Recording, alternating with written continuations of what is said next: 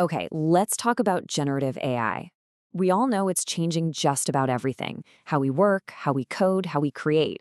But here's the thing: with every single prompt we type in, there's this hidden threat that's just getting bigger and bigger. Our most confidential data, yeah, it's being permanently swallowed up into the AI's memory. And this isn't just some abstract privacy thing, it's a huge security dilemma we've got to unpack. I want you to stop and really think about this for a second.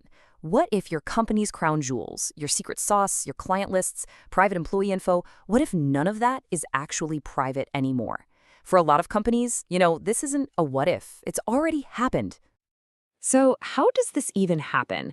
Well, it usually starts pretty innocently. You've got an employee, they're just trying to be efficient, right? So, they paste a chunk of internal code or maybe a customer email into a public AI prompt to get a little help.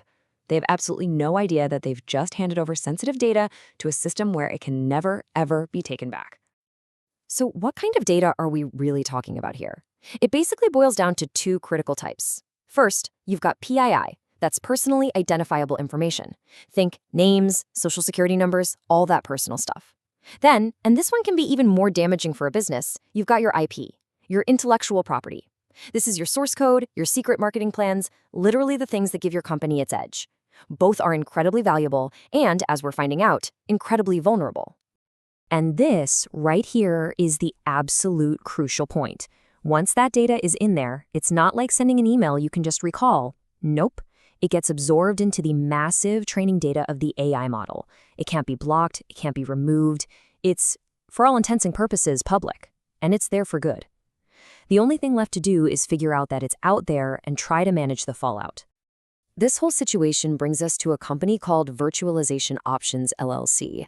Now, they figured out ways to actually find out what specific data has been leaked into these AI models. But this discovery put them in a terrible spot, forcing them to make what felt like an impossible choice. Talk about being stuck between a rock and a hard place. Here was their dilemma. On one hand, they could release the methods. That would empower organizations to find their own leaked secrets, but it might also risk bad guys using those same tools. On the other hand, they could just keep it all secret. That feels safer at first, but it leaves every single company out there completely blind and defenseless against a threat that's already knocking at the door. So how in the world do you make a call like that? Well, the team at Virtualization Options LLC dug in and realized there was one single decisive factor that just changed the entire equation. And this is it. This is the reveal that broke the whole stalemate. The bad guys, the hackers, the corporate spies, they weren't sitting around waiting for a how-to guide. They already know how to do this. The whole idea that keeping the methods secret would keep them out of the wrong hands, it was just wrong.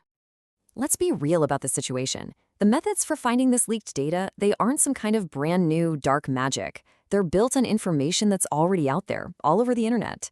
So the choice wasn't really about arming everyone or arming no one. It was a choice between arming only the attackers or arming the defenders too. The only people being kept in the dark were the potential victims. And this quote from the firm, man, it just cuts right to the heart of it. Doing nothing wasn't a neutral choice. It was a choice to let organizations stay vulnerable. If a company doesn't even know its secrets are public, how can it possibly prepare for the fallout? How can it stop it from happening again? The answer is, it can't. It's a sitting duck. Once you understand that, the dilemma just kind of dissolves, doesn't it? There was only one responsible path forward. They couldn't just sit by and do nothing. They had to release the information, to sound the alarm, and to give organizations the tools they were going to need to protect themselves. So, that knowledge is now out in the world. And that brings us to the big question. What can you and your organization do about it right now? Well, there's a pretty clear 3-step plan for defense. Okay, first up, identify. You have to go on the offensive and actively search for your data inside these AI models. It's a proactive hunt. Second, mitigate. So you find a leak. Now what? What's your plan? You need a response strategy ready to go to handle the damage. And third, and this is maybe the most critical step for the long haul, prevent. You've got to put clear policies and really solid training in place to make sure this doesn't keep happening.